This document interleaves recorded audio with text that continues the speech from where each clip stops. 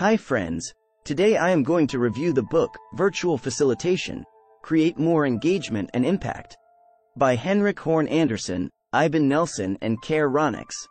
To run effective virtual meetings, you must overcome the physical, social, cultural and technological distance of the online environment.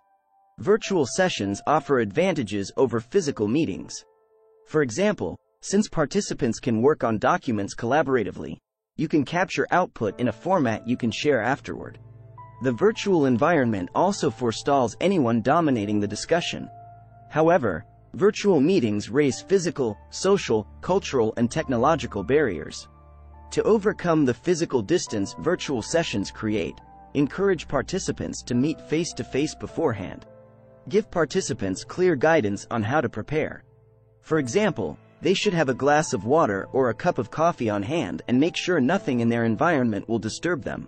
To counteract social distance, allow time at the start for informal chats and interaction.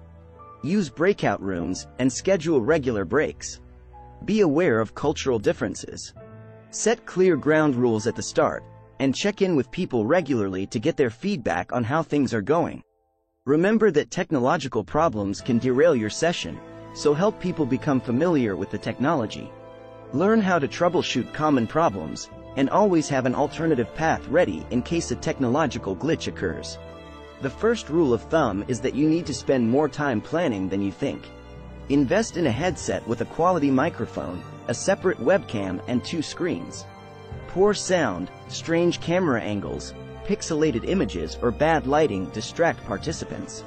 Consider your meeting's purpose, participants, platform, process, and partners. Plan your virtual session so you can focus on your role as facilitator during the meeting. Consider 5 areas. Purpose. To make decisions concerning your session, answer the question, why? Define a clear reason for holding and running the session, and understand why people should invest their time. Consider the criteria that allow you to determine whether the session is successful. Stick to one main purpose, but consider whether you want to achieve informal subpurposes, such as energizing the team or building trust. Participants. Try to limit the number of participants. Invite only people essential to the session's purpose. Decide if you need an expert or a decision maker. Before the session, learn about your participants' roles, seniority level, technical ability, culture, and so on. Platform.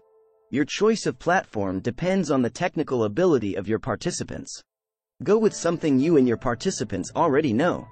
If you introduce new technology, run a practice session, or start your meeting earlier to demonstrate the functionality of different tools. Consider people's physical and mental platforms, the space from which they will participate and the mindset you want them to bring. Let them know in advance what you expect of them. For example, they should be in a quiet space. They shouldn't use a mobile phone to join the session. They need to enable their webcams. Process. Process design covers the session and the phases before and following it. For the before phase, consider how to get people into the right mindset. For example, give them preparatory work. For the during phase, consider what level of involvement you want from participants. Plan how you'll engage them, such as by using openers, regular check-ins, breakout rooms, exercises, and energizers. Think about what you'd like to happen in the after phase. How will you follow up? Who needs access to any results? How will they use them? Partners. A partner plays a pivotal role in helping you achieve the session's purpose. Your partner could be an expert, a co-facilitator, or a technical assistant. Engage technical assistance when your group has more than 10 participants.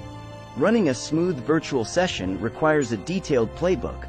As a facilitator, you need to be in the moment as you lead your session, and you must keep an eye on what's coming up next. A playbook will help.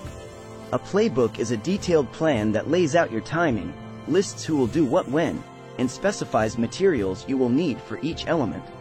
It also includes steps that need to happen in the before or after periods. Keeping track of time is one of the aspects that people struggle most with when it comes to facilitation. The playbook helps you allocate time during the session. Be clear how long participants have to complete a particular task. Keep people on time and on topic when they share information in plenary. Regularly check your progress against the playbook. If you fall behind on time, decide quickly what elements to adjust or discard. Give yourself short breaks for these. For example, work while participants handle a breakout task, or delegate elements of the session to a co-facilitator. The facilitator must interact frequently with the remote audience to fuel its engagement and energy. In a virtual environment, people's attention spans are much shorter than in face-to-face situations. Variety helps sustain engagement. Use quick involvements such as polls, quizzes, questions, or energizers every 5 to 10 minutes. If participants actively work on a task or exercise, the time span between breaks can increase to 20 to 30 minutes. People stay engaged longer if they understand the purpose of the session and what is in it for them. At the start of the session, communicate to your participants why the gathering is relevant. As a facilitator, engage people in the meeting, show them that the meeting is meaningful, and make them feel responsible for their presence and attention. Regularly ask questions that demand more than a yes or no answer. Prepare questions beforehand that you can use to steer conversations. Be aware that energy levels feel different in a virtual environment, and silence might not necessarily mean that people lack inspiration. To gauge energy levels, ask participants directly. You can do this quickly and regularly through polls or the chat function. You can turn to a number of options to influence energy levels. 1. Create a welcoming atmosphere from the start.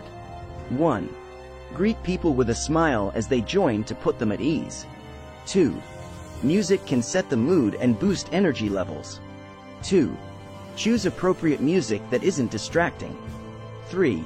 Set up your camera so people can see your hands. 3. Your gestures help convey energy. 4. Humor breaks the ice and helps relax participants. 4. Stay aware of cultural differences. 4. Avoid irony or sarcasm. 5. Give participants short breaks every 45 to 60 minutes. 5. Use energizers such as plank challenges, quick quizzes, or puzzles. Clear instructions and regular sense-making nourish participants' involvement. Communicate your instructions, ground rules, and purpose clearly and regularly throughout your session. Start off by explaining how you expect everyone to work together. This might mean having webcams switched on and microphones on mute. Specify how and when people can ask questions. Because we don't have nonverbal signals to rely on, and people tend to talk less, it's even more important that you guide your participants through the session with clear instructions. Give instructions for exercises verbally and visually. Have the instructions visible on screen and accessible to participants while they perform the exercise. Be clear about the output you expect. Have participants fill in templates and ask them to appoint a spokesperson to report back. Explain why you're asking them to perform a particular task, and make clear how it links to the session's purpose. Clarify how the group will make decisions, and document them clearly. Prepare questions that will help consolidate learning. Provide feedback at the end of the session. Meaningful follow-up sessions improve learning, retention, and progress. Receiving feedback will help you to understand what went well and what you could improve. Ideally, ask for feedback at the end of the session rather than after it's finished. Use polls, surveys, or the chat function. Send a follow-up within 24 hours to reinforce why the session was important and to ensure its forward progress and impact. You could include materials such as action points, documented decisions, PowerPoint slides, or a recording of the session. A good follow-up should be visual, short, should recommend action, and should be a way of creating clarity in terms of what comes next. Consider using an asynchronous platform for follow-ups instead of email. For example, if you've used Microsoft Teams for the session, you can add materials and comments to the session chat. You can also use such asynchronous channels for medium-term follow-ups. For example, to inform participants about new developments or business results. This also allows people to update the whole group on their progress with their action points. Adjust your approach and tools depending on the specific nature of the virtual sessions you facilitate. Different virtual sessions require slightly customized approaches. For example, if the intention of a regular virtual team meeting is to cover ongoing efforts and form personal connections within the team, plan on including elements that allow for socializing. If the meeting's purpose is to generate specific output, the agenda should have that focus. People appreciate having a consistent format for regular meetings, but you should consider changing some elements every 3 to 6 months to keep energy levels high. In hybrid meetings, treat those who join physically and those who join virtually equally. Set up your screens and camera so both groups can see you clearly. Participants should have their own devices, so they each have the same means of contributing to the session. People learn from different pathways. That means being very visual in your slides, using colors and getting people to write down things themselves. Virtual trainings and virtual workshops benefit from your ability to run several shorter sessions instead of one long one. Use the time between sessions to enable people to consolidate what they've learned and to complete any homework. Choose a platform that allows for interactivity, with breakout rooms and collaborative ways of capturing output. For training sessions, regular learning check-ins such as quizzes will give you an indication of how well the training is working. Since 45% of learning depends on people using what they've learned in their specific context, virtual training sessions require meaningful follow-ups. Large-scale virtual events have much more extensive requirements in terms of your technical setup. Invest in a freestanding microphone, proper lighting and additional screens, or hire someone to operate a high-quality camera.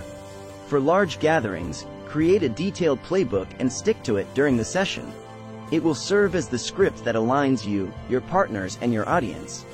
Takeaways. To run effective virtual meetings, you must overcome the physical, social, cultural, and technological distance of the online environment. Consider your meeting's purpose, participants, platform, process, and partners. Running a smooth virtual session requires a detailed playbook. The facilitator must interact frequently with the remote audience to fuel its engagement and energy. Clear instructions and regular sense-making nourish participants' involvement. Meaningful follow-up sessions improve learning, retention, and progress. Adjust your approach and tools depending on the specific nature of the virtual sessions you facilitate. If you enjoy our content and would like to stay updated with our latest videos, please like, share, and consider subscribing to our YouTube channel. Your support means a lot to us. Thank you so much for watching.